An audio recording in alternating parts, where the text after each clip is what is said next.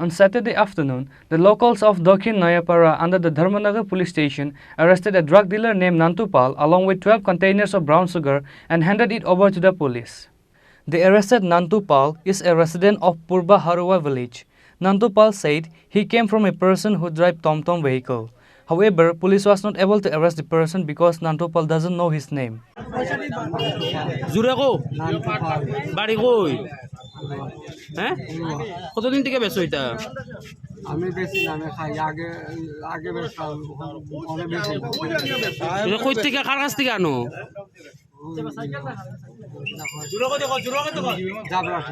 হ্যাঁ জাবরাটি খার নাম কিটা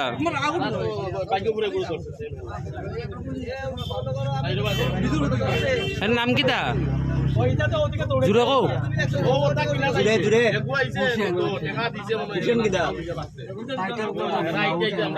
হুসেন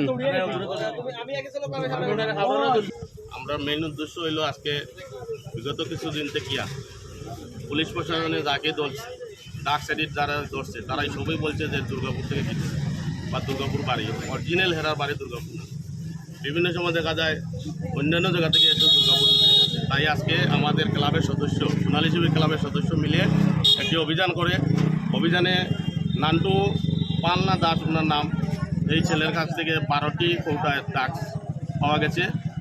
আরও এই অভিযান আমরা যতক্ষণ পর্যন্ত এই এলাকা থেকে সেগুলো বন্ধ হয়েছে না ততক্ষণ পর্যন্ত চলবে, অভিযান জারি থাকবে সব।